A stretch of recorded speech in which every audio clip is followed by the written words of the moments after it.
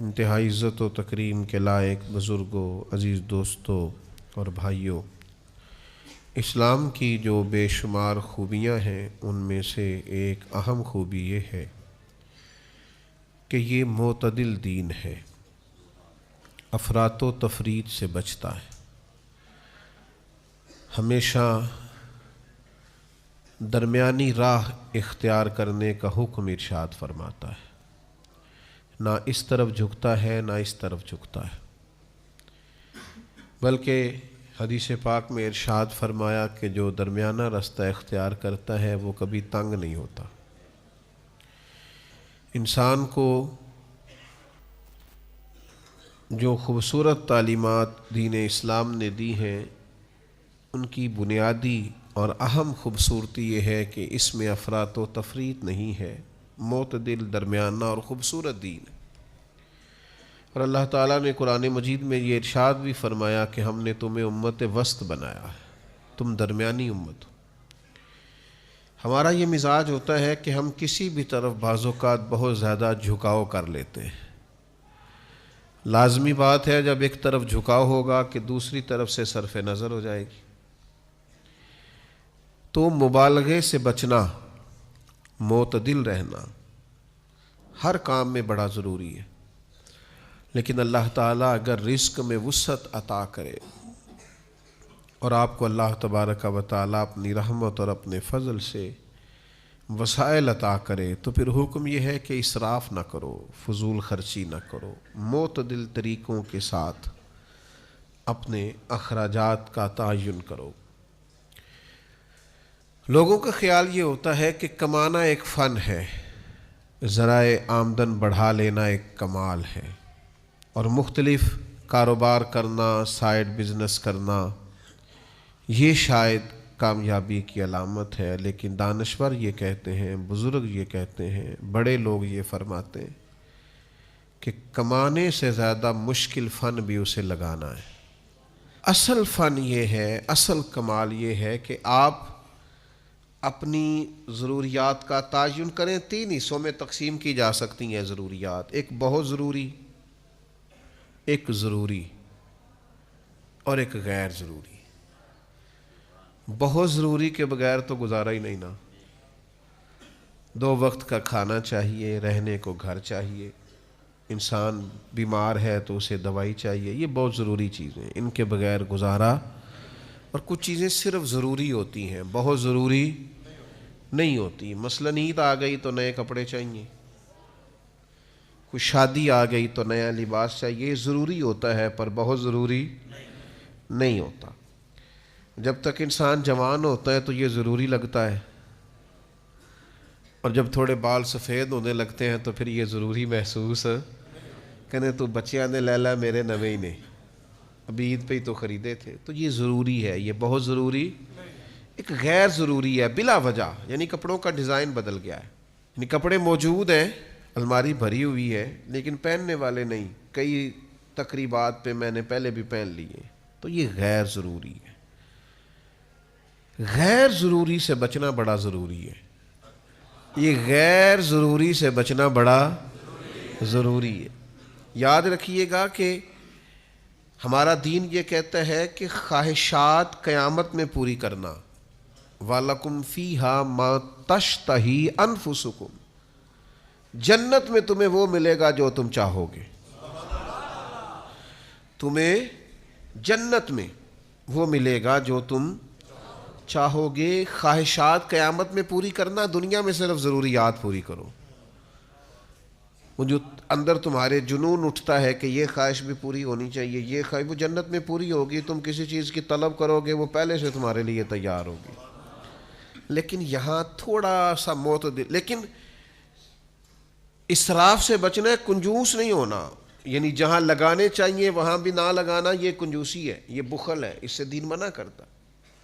لیکن بلا وجہ کا اسراف کرنا، دیکھیے قرآن مجید کہتا ہے کلو وشربو، کھاؤ پیو، ولا تسرفو، اسراف نہ کرو، فضول خرچی نہ کرو۔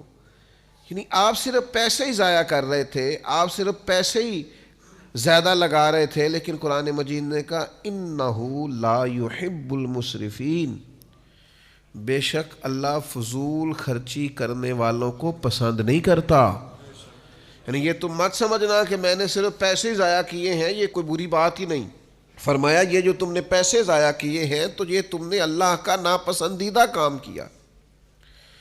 تم اپنے کریم رب کی رضا والا کام نہیں کر رہے، محض پیسہ ہی نہیں ضائع ہوا. یہ ایک روحانی مسئلہ ہے کہ تمہیں فضول کاموں سے بچنا چاہیے. آپ کے پاس جتنا بھی ہے کیا حرج ہے، بڑی جگہ ہیں لگانے والی، آپ اللہ کے راستے میں لگائیں، آپ غریبوں پر خرچ کریں، آپ بیواؤں کی مدد کریں، آپ کسی دین کے کام میں لگا لیں. لیکن یاد رکھیے گا کہ بہت زیادہ مال بھی ہو تو اس وقت بھی اسے ضائع کرنے کی اجازت نہیں ہے. ہمارے ہاں نا ہوتا ہے ضائع بعض لوگوں کے پیسے. اور ایک تھوڑی دیر کے لیے رک کے یہ بھی سمجھیے گا کہ بعض لوگ ایسے ہیں جو بہت عروج پہ تھے مالی طور پر، لیکن وہ پھر زوال پذیر ہوئے. کہیں نہ کہیں ان کو اللہ تعالیٰ نے وسعت رزق عطا کی تھی، لیکن پھر وہ کیوں زوال پذیر ہوئے کہ انہوں نے اس نعمت کی قدر نہیں کی، بیکار بڑا لٹایا. بعد میں وہ شکوے کرتے ہیں میں نے فلانے کو بھی دیا، میں نے فلاں کو بھی دیا، میں نے فلاں کی مدد بھی کی. تو کئی دفعہ کہنے کو دل کرتا ہے جناب کیوں کی آپ نے بلا وجہ؟ فلاں کی شادی پہ میں اتنے دے آیا، کیوں دے آئے آپ نے قدر ہی نہیں کی، اللہ نے آپ کو دیا تھا. آپ کو ضرورت کی جگہ پہ لگانا چاہیے. خرچ اگر کرنا چاہیے تھا تو دیکھنا چاہیے تھا کسی مسکین یتیم ضرورت مند کی مدد کرتے. آپ نے بس وہ مجھے فلاں نے بلا لیا اور مجھے اس نے بڑا کہا اور مجھے چودھری مان لیا تو لہذا میں لٹا آیا. تو آپ کے اس رویے نے بے برکتی پیدا کر دی. یہ رویہ یعنی دیکھیے ایک حدیث کی روشنی میں اس سارے مفہوم کو سمجھیے گا. حضور نبی رحمت صلی اللہ تعالی علیہ وسلم کریم ارشاد فرماتے ہیں، میرے نبی پاک صلی اللہ تعالی علیہ وسلم بیان کرتے ہیں، حضور فرماتے ہیں تم نہر پر بھی وضو کر رہے ہو نا، پھر بھی تمہیں پانی ضائع کرنے کی اجازت نہیں. یعنی تمہارے پاس اتنا وسیع پانی موجود ہے کہ نہر ہی چل رہی ہے، تو وہاں بھی تمہیں یہ اجازت نہیں دی جا سکتی کہ تم پانی کو ضائع کرو. وہاں بھی جتنی تمہاری ضرورت ہے اتنا پانی حاصل کرو. ضیاء کی یہاں بھی گنجائش نہیں ہے. لیکن وہ جناب کمال ہو گئی، یہ بھی کھا لو وہ بھی کھا لو. ہمارا احباب سے ملنا ہوتا ہے، لوگ دین کے نام پر محبت کرتے ہیں، تو بعض جگہوں پہ کھانے کی دعوتوں پر جانے کا اتفاق ہوتا ہے تو 10 کھانے. تو ہم ان سے کہتے ہیں میاں نہیں کھا سکتے. آپ نے ایک ہی کھانا پکا ہوا ہوتا تو بڑا اچھا تھا، ایک روٹی کھانی ہے. اور وہ یہ ہوتا ہے کہ آپ کبھی تجربہ کر کے دیکھ لیں گھر میں کہ وہ ایک سالن صاف سا پک جائے تو وہ چل جاتا ہے گزارا بہترین سا. جب آپ کے پاس 10-15 قسم کے آپشن ہو تو بعض اوقات تو دیکھ کے پیٹ بھر جاتا ہے. لیکن ہمارے ہاں کچھ لوگ کہتے ہیں کہ لوگوں کو پتہ چلنا چاہیے میرے پاس پیسے ہیں، لوگوں کو اندازہ ہونا چاہیے کہ میرے پاس وسعت رزق ہے. تو بھائی آپ اسراف نہیں کریں، بیکار خرچ نہ کریں، فضول خرچی نہ کریں. یہ عمل اتنا خطرناک ہے. آپ نے سارے پیسے بھی کما لیے ہیں تو پھر بھی اس کے آپ مالک نہیں، مالک حقیقی تو اللہ تعالیٰ ہے. قیامت والے دن 2 سوال ہوں گے، بخاری میں موجود ہے رزق کے مسئلے میں. محض یہ سوال نہیں ہوگا کہ کمایا کہاں سے تھا. کریم فرماتے ہیں یہ بھی پوچھا جائے گا کہاں سے کمایا، اور یہ بھی پوچھا جائے گا لگایا کہاں پہ. تو یہ جو خرچ کرنے کا تعین ہے یہ بھی آپ دین کے مطابق کریں گے، آپ کو خرچ کرنے کی بابت بھی سوال ہوگا. تو اسراف نہیں کریں. ہمارے ہاں کچھ لوگ بے جا ضائع کرتے ہیں، کچھ بیچاروں کی ضروریات پوری نہیں ہوتی اور کچھ ایسے ہیں جو اسراف کر رہے ہوتے. اس اسراف سے بچیں، اپنے آپ کو اس سے بچائیں. حضرت سلمان فارسی رضی اللہ تعالیٰ عنہ ارشاد فرماتے ہیں، حدیث کے راوی ہیں، ارشاد فرماتے ہیں، ابن ماجہ میں حدیث موجود ہے. آپ فرماتے ہیں کہ میں نے خود نبی پاک علیہ السلام سے سنا، حضور فرمانے لگے جو دنیا میں جتنا پیٹ بھر کے کھائے گا نا، قیامت والے دن اتنا ہی بھوکا رکھا جائے گا. بہت زیادہ سیر ہو کے کھانے کی دین اجازت نہیں دیتا. اگرچہ آپ کے پاس جائز ہے، آپ کا اپنا ہے، آپ مالک ہیں، لیکن حضور نے فرمایا کافر 7 آنتوں سے کھاتا ہے، مومن 1 آنت سے کھاتا ہے. مومن کا کھانا ہی کم ہے، جتنی مرضی بھی پسندیدہ چیز اس کی ہو وہ معتدل طریقے سے کھاتا ہے، وہ کھا کھا کے بیمار تھوڑی ہوگا. تو فرمایا کہ دنیا میں جو جتنا زیادہ پیٹ بھرے گا صبح قیامت اتنا بھوکا رکھا جائے گا. تو میں عرض کروں گا آپ کی خدمت میں کہ کھانے میں اسراف سے بچا جائے. کچھ لوگوں کو بہت زیادہ شوق ہوتا ہے کھانے کا، بہت کھاتے ہیں. یعنی وہ ابھی ٹیبل پہ کھانا لگا ہوا ہے صبح کا ناشتہ اور وہ لطف اندوز ہو رہے ہیں، اسی ٹیبل پر وہ ڈسکس شروع کر دیتے ہیں کہ دوپہر کو کیا پکانا ہے. اور وہیں سے وہ کہہ دیتے ہیں کہ میں نے رات ہی کہہ دیا تھا قصاب سے اور میں نے بہترین سا گوشت اس کو کہہ دیا ہے. بھئی اور بھی غم ہے زمانے میں محبت کے سوا، کھانے پینے کے لیے دنیا میں آئے. ایک چپاتی مل جائے، کوئی سادی سی گزارا ہو جائے گا. یہ کام نہیں ہے. ہر وقت یہ زبان کا ذائقہ ایسا ہے، آپ جس قدر زیادہ یہ لگا لیں گے لگ جائے گا. آپ ایک چیز کھائیں گے دوسری کی یہ طلب کرے گا، تیسری کی طلب کرے گا. اس کو تو آپ نے خود روکنا ہے، اس کی قناعت آپ نے کرنی ہے. حضرت انس بن مالک رضی اللہ تعالیٰ عنہ بیان فرماتے ہیں کہ میرے نبی کریم صلی اللہ تعالیٰ علیہ وسلم نے ارشاد فرمایا، کریم فرمانے لگے جو چاہے طبیعت وہ کھا لینا، یہی تو فضول خرچی ہے. اس کو محبوب نے فضول خرچی اور اسراف کہا. جو آپ کی طبیعت میں آیا آپ کھا رہے، جو من میں آیا آپ کھا رہے، جو مزاج میں آیا آپ استعمال کر رہے. تو یہ درست نہیں ہے. پھر یہ کہ لباس کا بھی یہی معاملہ ہے. لباس ضرورت کے لیے ہوتا ہے، ستر پوشی کے لیے ہوتا ہے، وجود ڈھانپنے کے لیے ہوتا ہے. شریعت اسلامیہ میں لباس کے آداب میں سے ایک ادب یہ ہے کہ تھوڑا کھلا لباس پہنا جائے تاکہ سطر کو صحیح طور پر چھپائے.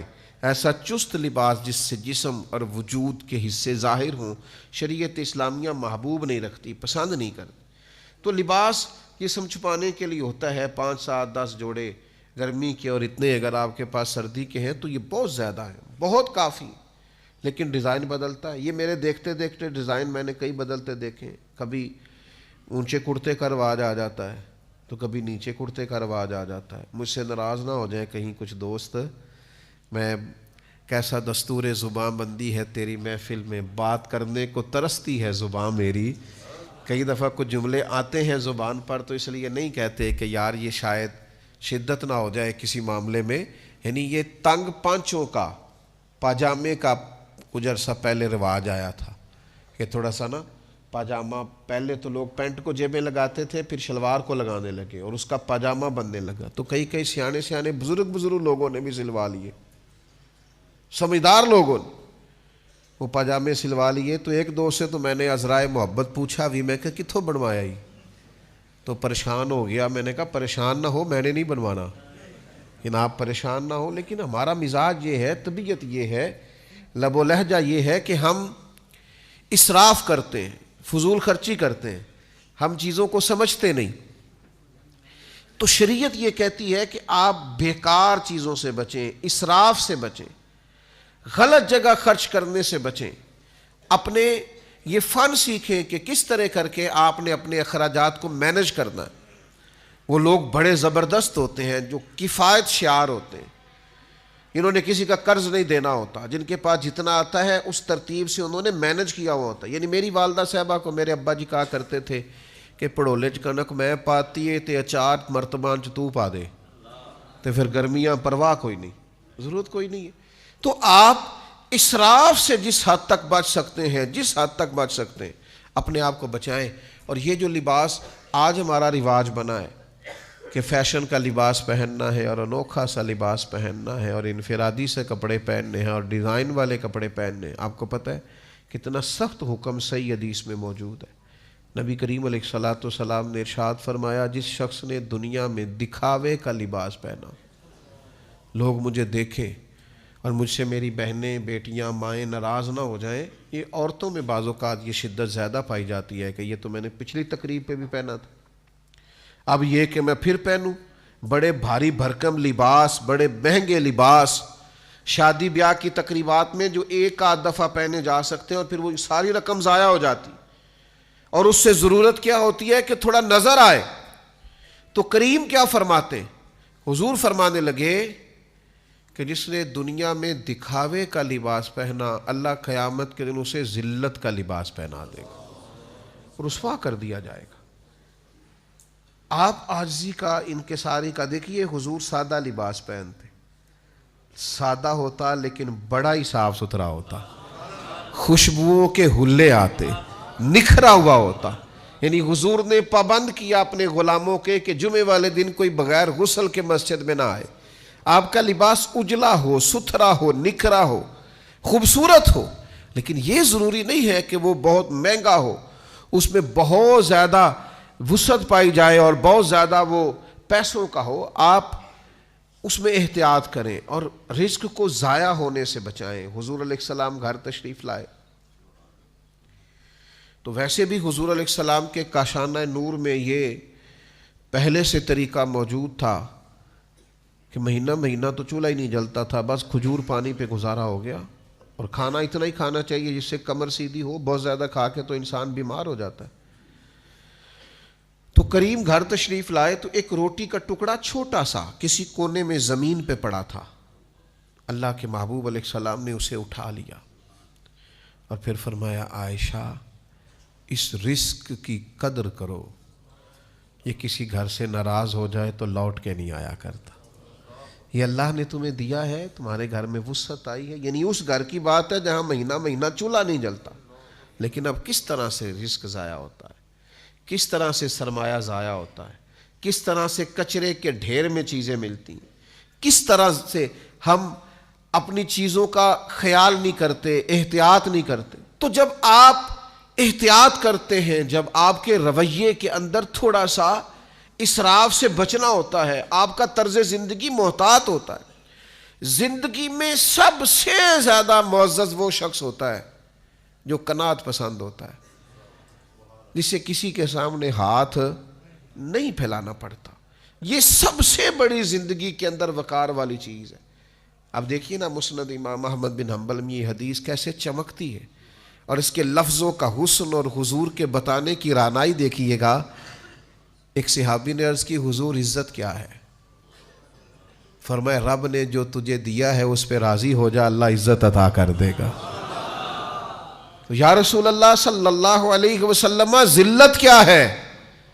تو محبوب فرمانے لگے لالچ نہ کرنا، ہرس نہ کرنا، کسی کے پیسوں کی طرف نہ دیکھنا، کسی کی جیب پر نظر نہ کرنا ورنہ تو ذلیل ہو جائے گا. ہرس، ہوس، طمع یہ بندے کو رسوا کر دیتا. اور اللہ نے جو دیا ہے اس پر قناعت اختیار کرنا، اس میں اپنے اخراجات کو مینج کرنا، بغیر ہاتھ پھیلائے کفایت شعاری کے ساتھ اپنے معاملات زندگی کو چلانا، اللہ نے جو دیا ہے اس کے اندر رہ کے اپنا وقت گزارنا، یہ عزت والا معاملہ ہے. ہم شکوہ کر رہے ہوتے ہیں لوگوں کا، فلاں بڑا امیر ہے میرا بھائی پر میری طرف توجہ نہیں کرتا. او میرے بھائی آپ کو اللہ تعالیٰ نے بڑی نعمتوں سے نوازا ہے، آپ نے دیکھا کیوں امیر بھائی کی طرف؟ فلاں رشتہ دار بڑا آگے نکل گیا، آپ کیوں شکوہ کر رہے ہیں اس کا؟ جو رازق اس کا ہے وہی آپ کا ہے. ہارون رشید حج کر کے آ رہے تھے تو اونٹنی کے دائیں بائیں آگے پیچھے لوگ نعرے لگا رہے ہیں اور جناب کیا بات ہے. نفس نہ اس سے بڑی تسکین کشید کرتا ہے، بڑا لطف لیتا ہے. تو وہ بڑا خوش تھا اور بڑا راضی تھا. آپ کو پتہ ہے ایسے ایسے کرنے میں، جلسوں میں، محفلوں میں بڑا مزہ آتا ہے کہ مطلب لوگ جو ہیں وہ میرے منتظر ہیں اور سینکڑوں لوگ بیٹھے ہیں کہ صاحب آ رہے ہیں.